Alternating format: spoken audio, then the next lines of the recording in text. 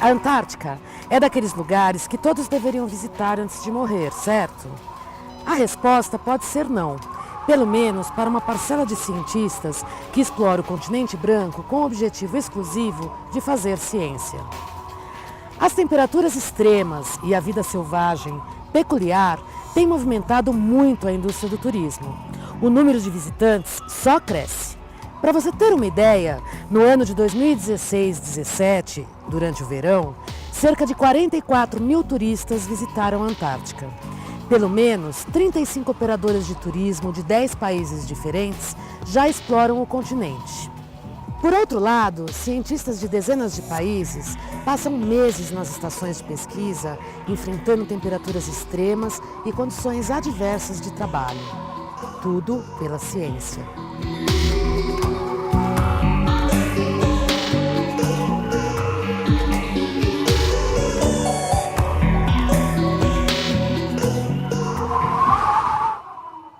Quem vai me ajudar a pensar sobre essa questão é a professora Claudineia, que veio diretamente de Minas Gerais para falar com a gente hoje. Bom, professora Claudineia, você poderia nos dizer o que você pensa sobre o turismo na Antártica? Bem, Silvia, eu já inicialmente diria assim, se eu fosse contra o turismo na Antártica, eu confesso que eu me sentiria uma pessoa egoísta. A Antártica é um lugar tão fantástico, né? Com tantas coisas lindas e peculiares para a gente conhecer. E eu tendo essa oportunidade de conhecer, eu realmente desejo que outras pessoas conheçam, né? Mas o turismo na Antártica é realmente algo a ser pensado, né? A ser questionado e refletido, né? Porque hoje atualmente nós temos duas grandes questões na península, né? Que estão em ascensão, que é a temperatura e o turismo. Uma coisa andando com a outra ali, né? Então a gente tem um marco agora, em julho de 2017, foram registrados 63 navios indo para a Antártica. Ao mesmo tempo que em 2015 foi registrada uma temperatura de 17 graus Celsius na península. No verão? No verão. Então é uma temperatura de se usar camiseta, né? Então o que acontece? Há impactos, né? Há problemas com o turismo na Antártica? Mas também que está em conjunto com as mudanças climáticas, né? Com o aquecimento global. E por quê? Porque o turista pode até levar algum impacto para a Antártica. Ele pode levar com ele uma planta exótica, um micro-organismo, mas é preciso que tenha condições favoráveis para que esses organismos se proliferem, se estabeleçam lá, né? Então a questão não é só o turismo, né? É também essas mudanças que nós estamos passando com o clima, né? Então, o que eu diria sobre o turismo antártico, né? O turismo controlado, não só antártico na verdade, né? Nós temos várias questões, inclusive no Brasil, em parques. O turismo controlado, o turismo consciente, ele ajuda a preservar ambientes. No último ano, foram registrados 231 turistas brasileiros na Antártica.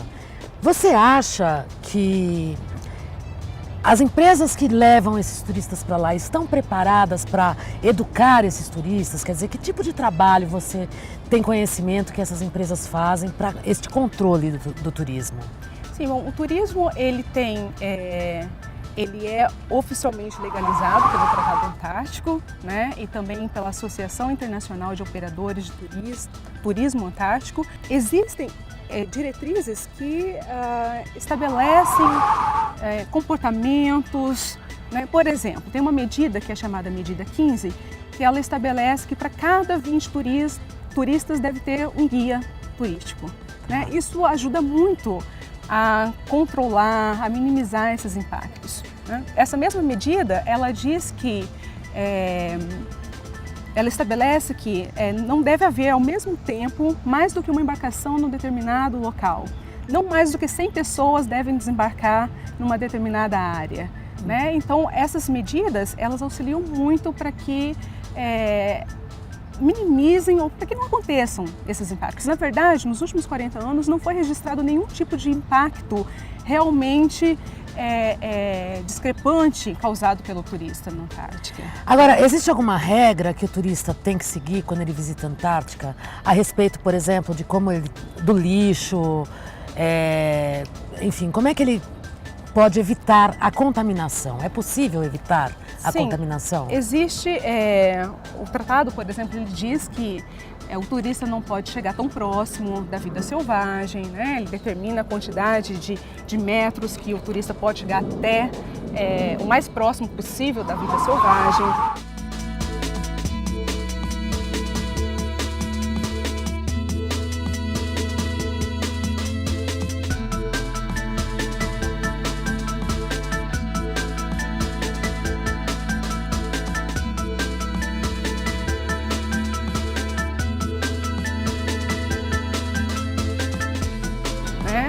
O que acontece também é que o turista, muitas vezes, ele pode ocasionar impactos que ele não sabe que está ocasionando, né? Por exemplo, um turista está em uma determinada área e ele vai para uma outra área na Antártica, numa outra região. Ele pode estar levando, por exemplo, micro-organismos, como fungos, como bactérias, como vírus de uma determinada região para uma outra região, né? Dentro da própria Antártica, que a gente chama de contaminação cruzada, por exemplo. E às vezes o turista não sabe que ele está ocasionando esse tipo de impacto.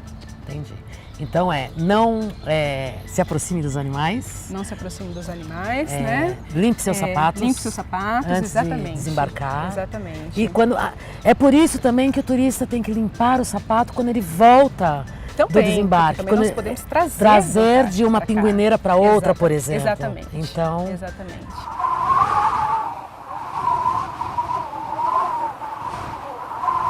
Clau, você já foi para a Antártica 2 vezes, né? Isso. Uma pelo ProAntar e a outra com a Nova Zelândia. Conta um pouco como foi isso.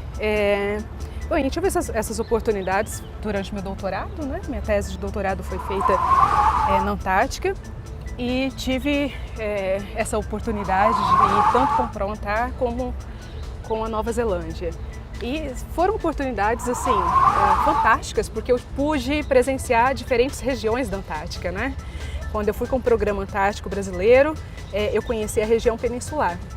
E depois, na segunda vez, quando eu fui com o Programa da Nova Zelândia, eu pude conhecer a Antártica Continental, que é muito diferente da região peninsular.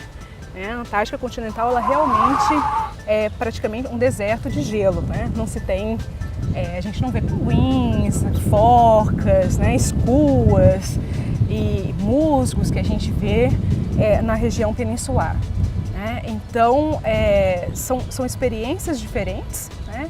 Fora que também tive a oportunidade de conhecer 2 programas distintos, né? O Programa Antártico Brasileiro, nós temos a logística e a infraestrutura com suporte da Marinha, né? Enquanto que o programa da Nova Zelândia ele é civil, completamente civil. A estação de pesquisa da Nova Zelândia é civil. Isso então implica em diferenças nas operações? Sim, né? Inclusive você pode, por exemplo, se candidatar para um emprego na estação da Nova Zelândia. Você pode trabalhar como cozinheiro, né? Como uma pessoa da limpeza, como um emprego que você tenta em qualquer lugar, né?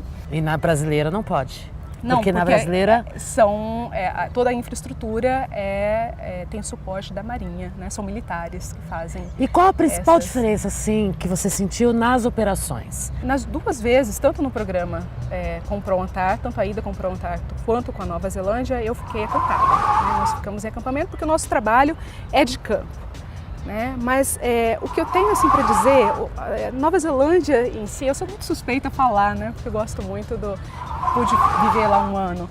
É um povo muito comprometido com as questões ambientais. Então eles são muito severos no comportamento lá na Antártica, né? Porque o pesquisador também pode causar impacto. Aliás, nós causamos impactos também na Antártica, né? Então, só como exemplo, nós que trabalhamos com coletas de água, né? Quando aproximamos de um lago para fazer coleta, eu faço a minha coleta, depois meu colega vai no mesmo local que eu estava coletando e faz a coleta dele. Né? A gente não fica pisoteando em volta do lago. Quando se anda na Antártica, no campo, a gente anda em fila.